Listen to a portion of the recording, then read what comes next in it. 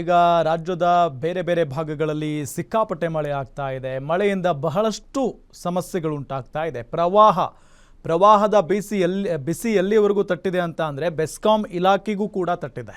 ಪ್ರವಾಹಕ್ಕೆ ಕೊಚ್ಚಿ ಹೋದ ಜೆಸ್ಕಾಂ ಟ್ರಾನ್ಸ್ಫಾರ್ಮರ್ ಅನ್ನೋದು ಗೊತ್ತಾಗ್ತಾ ಇರುವಂಥ ಸಂಗತಿ. ಜೆಸ್ಕಾಂ ಇಲಾಖೆಗೂ ಕೂಡ ಭೀಮಾ ನದಿ ಪ್ರವಾಹದ ಬಿಸಿ ತಟ್ಟಿದೆ. ಪ್ರವಾಹಕ್ಕೆ ಕೊಚ್ಚಿ ಹೋಗಿದೆ GESCOM transformer, electric pole.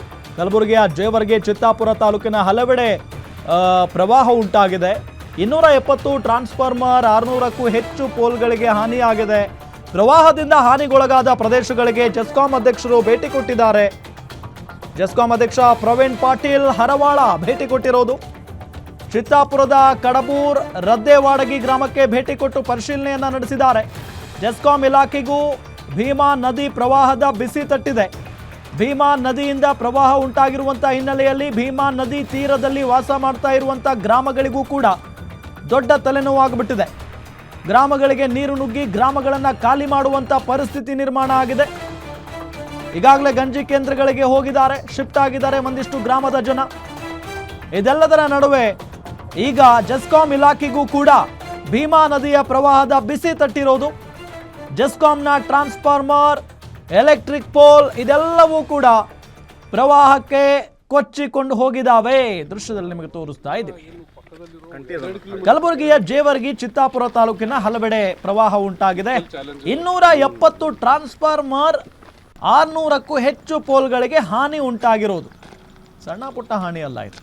270 transformer ಜೊತೆಗೆ 600ಕ್ಕೂ ಹೆಚ್ಚು ಪೋಲ್ಗಳಿಗೆ ಹಾನಿಯಾಗಿದೆ. ಪ್ರವಾಹದಿಂದ ಹಾನಿಗೊಳಗಾದ ಪ್ರದೇಶಗಳಿಗೆ ಈಗ ಜೆಸ್ಕಾಂ ಅಧ್ಯಕ್ಷ ಪ್ರವೀಣ್ ಪಾಟೀಲ್ ಹರವಾಳ ಅವರು ಭೇಟಿ ಕೊಟ್ಟಿದ್ದಾರೆ, ಪರಿಶೀಲನೆ ನಡೆಸಿದ್ದಾರೆ. ಚಿತ್ತಾಪುರದ ಕಡಬೂರ್, ರದ್ದೇವಾಡಗಿ ಗ್ರಾಮಕ್ಕೆ ಭೇಟಿ ಕೊಟ್ಟು ಪರಿಶೀಲನೆ ಮಾಡಿರುವಂತಹ ದೃಶ್ಯಾವಳಿಯನ್ನ ನಿಮಗೆ ತೋರಿಸ್ತಾ ಇದ್ದೀವಿ.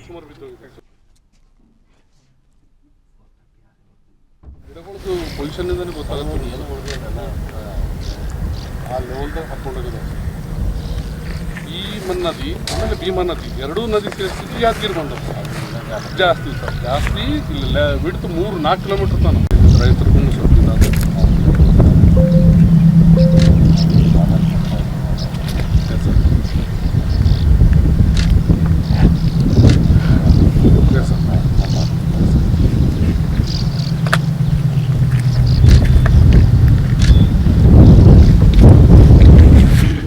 $260 ಟ್ರಾನ್ಸ್ಫಾರ್ಮರ್ ಮುಳುಗಡೆ ಆಗಿದ್ದವು ಸರ್.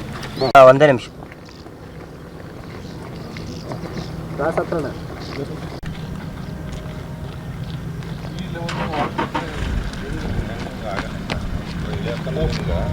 ಅದು ಈ ತರ ಕೆಸರು ಇರುತ್ತೆ ಸರ್.